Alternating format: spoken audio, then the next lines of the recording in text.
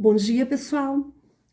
O objetivo de hoje é fazer um vídeo trazendo para vocês uma reflexão, retomando alguns conceitos importantes dos temas que irão ser cobrados na prova Paraná. Primeiro conteúdo proposto, né? Então eu estou vindo de uma ordem de nivelamento, é globalização, tá? Globalização. A gente fala tanto em globalização hoje em dia, só que globalização não é um conceito novo, não é um conceito criado recentemente. Globalização tem a ver com uma interação, tem a ver com fluxos.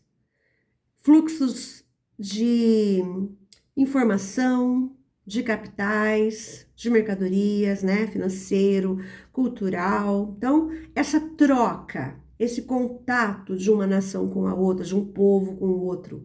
Então, a primeira globalização, a gente vai voltar lá nas grandes navegações, ok? Então, vamos lá. No slide de vocês já traz uma concepção mais atual, da atual globalização, depois lá numa coisa que começa a se desenvolver, né, a partir dos anos 80, mas lembra, não é um conceito novo. A partir dos anos 80, a gente tem um contexto que vai encaminhar para o fim da Guerra Fria, né, para o fim do mundo bipolar, que a gente já falou bastante também, e que vai trazer as novas tecnologias. Então, você tem a internet, você tem o fluxo de informações cada vez mais rápido, ganha o mundo numa proporção, e se a informação chega mais rápido, tudo é mais rápido, né? Então, a economia, a produção, o contato de uma empresa com a outra, as multinacionais se multiplicam pelo mundo, e assim vai, certo? A globalização é um termo que foi elaborado na década de 80 para descrever o processo de intensificação na integração econômica e política internacional, marcado pelo avanço dos sistemas de transporte e de comunicação, né? Olha, eu acabei de falar. Então, a partir dos anos 80, a perspectiva que a internet vai ganhar o mundo, e ganhou realmente. O contato com as empresas, com os governos, entre os povos se intensifica, não é que foi criado, é aquilo que eu falei para vocês, né? Intensifica cada vez mais. E o planeta vira uma aldeia global, como diz lá fugiu o nome agora, uma aldeia global, né? Então a ideia de que estamos todos próximos. Só que não é simplesmente assim, estamos todos próximos, resolvemos todos os problemas do planeta, né? Então, cuidado com isso, essa afirmação não pode ser feita, porque a globalização, por mais que ela seja um fenômeno intenso da idade contemporânea, ela tem muito a ver com os interesses do capitalismo, né? Então, não significa que todo mundo tem acesso aos mesmos bens de consumo, não significa que tenham acesso à mesma tecnologia, né? Não significa que todos tenham acesso a números interessantes em relação a IDH, ou a produção, a PIB, né? Então, não significa que o mundo está homogêneo, mas que existe um esforço muito grande para que aconteçam as interações, porque algumas das nações acabam se privilegiando em detrimento de outras, tá? Então, a gente tem que tomar muito cuidado com isso, certo? Então, estudem lá o conceito de globalização, que ele é muito importante. Aldeia global, apareceu aqui para mim no próximo slide lá de vocês, né? Aldeia global, até vou lembrar, eu realmente fugiu o nome aqui tá na ponta da língua, McLuhan, né? O McLuhan que disse que o mundo é uma aldeia global. Então, é um conceito bastante interessante, certo? Bom, o mundo está pequeno, tudo está muito próximo, mas a ideia de que o mundo está integrado é uma metáfora, mas que na verdade não é bem isso que acontece, então tome bem cuidado. No mundo globalizado, cada vez mais se intensificaram os blocos econômicos. Os blocos econômicos é uma ideia de que vamos nos juntar porque juntos somos mais fortes para defender os nossos interesses. Então não é novidade também, não é uma coisa que surgiu agora depois dos anos 80, mas também se intensificou, certo? A União Europeia mesmo faz muito tempo, né? E essa ideia de alianças também não é uma coisa nova. tá? Agora, de acordo com isso, quando a gente pensa nessa globalização que a gente vive agora, os países, eles se agrupam em torno de interesses, geralmente eles são regionais, esses grupos, mas também pode não ser, como é o caso do BRICS, né? Os países emergentes, eles não são países vizinhos, não é um regional, mas eles mantêm ali um projeto, né? Olha o que está acontecendo atualmente ali, na aproximação Brasil, China, Rússia, né? Índia. Então, imagina o que significa todos esses países do BRICS junto para o mundo. É o impacto se eles resolverem se juntar cada vez mais, tá? Políticas também. Uma das características da globalização política é que tem a questão dos fóruns e organismos internacionais, né? Então, são organizações supranacionais, ou seja, está acima da autoridade de um país, é supranacional. ONU, FMI, certo? Esse tipo de coisa. O que mais que a gente tem aqui? Na questão das comunicações, né? Então, o advento da internet, meios de transporte cada vez mais rápidos, é, a informação que viaja muito rápido, as pessoas que vão de um continente para o outro muito rápido. Olha que foi a pandemia, né? A pandemia se alastrou pelo mundo porque as pessoas viajam muito hoje, elas estão de um lugar, né, de um lugar para o outro. Então, isso tem a ver com essa questão das comunicações, certo? Então, tem a ver com transportes, as redes. O mundo está conectado em redes.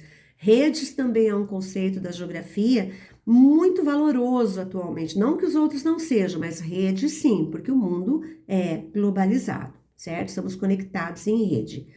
Tudo bem? Então, aspectos positivos e negativos da globalização. Prestem bastante atenção nisso. Aspectos positivos, sim, existem muitos aspectos positivos.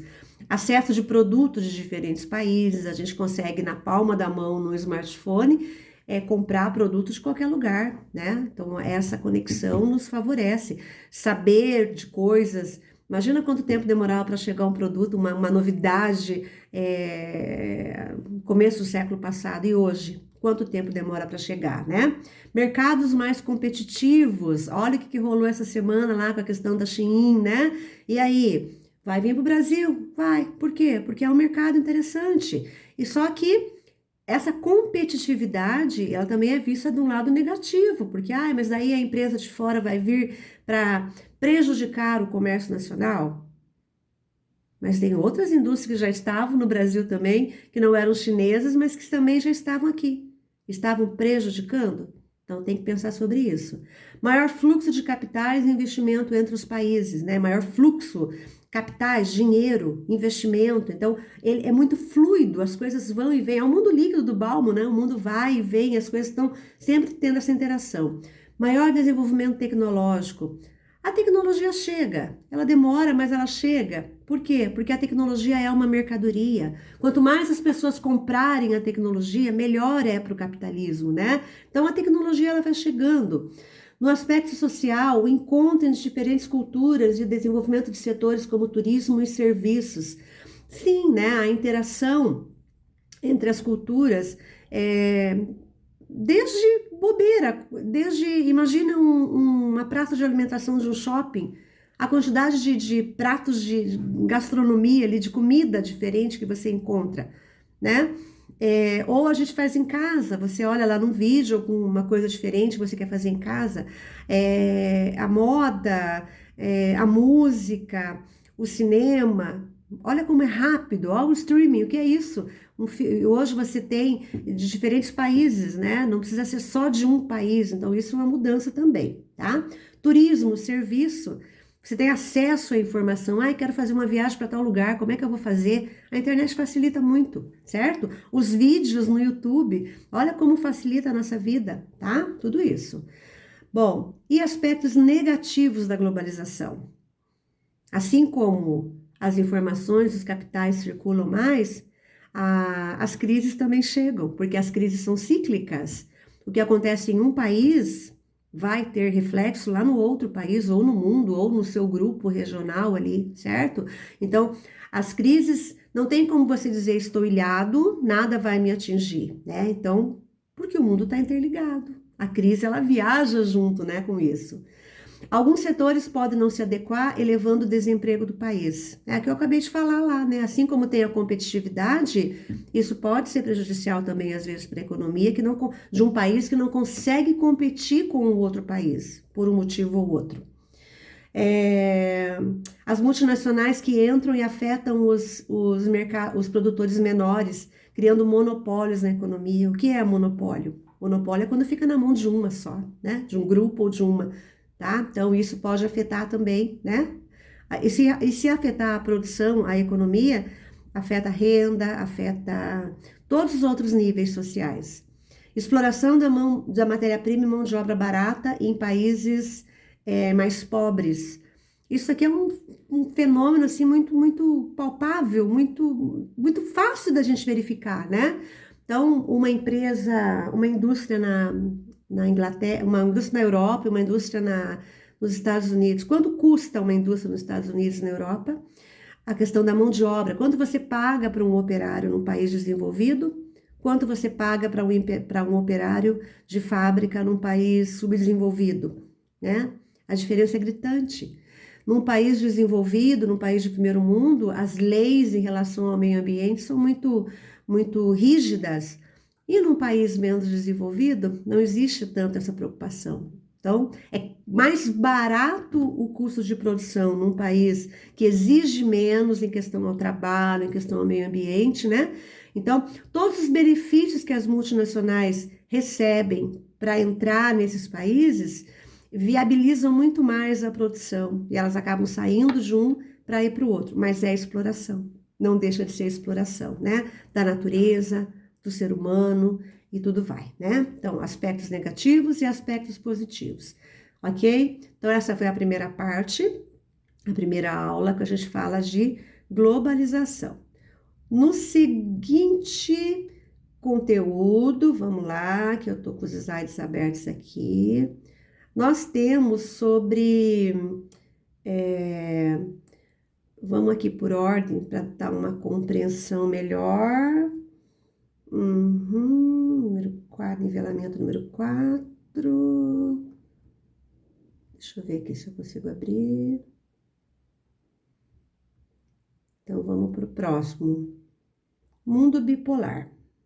Mundo bipolar também é uma coisa que a gente já viu, a gente já falou sobre a Guerra Fria, tá? Mas vamos rever aqui. Guerra Fria. Guerra Fria é como o mundo se organiza geopoliticamente após a Segunda Guerra Mundial, né? É uma guerra ideológica, uma guerra cultural, uma guerra tecnológica, uma guerra econômica, política, né, espacial, lembra? Ela tem muitas dimensões. O que isso influenciou, né? Foi um momento assim em que o mundo viveu entre duas grandes potências mundiais, Estados Unidos, líder do bloco capitalista, União Soviética, líder do bloco socialista. Então, bipolar, dois polos. Imagina um mundo dividido em duas grandes ideologias.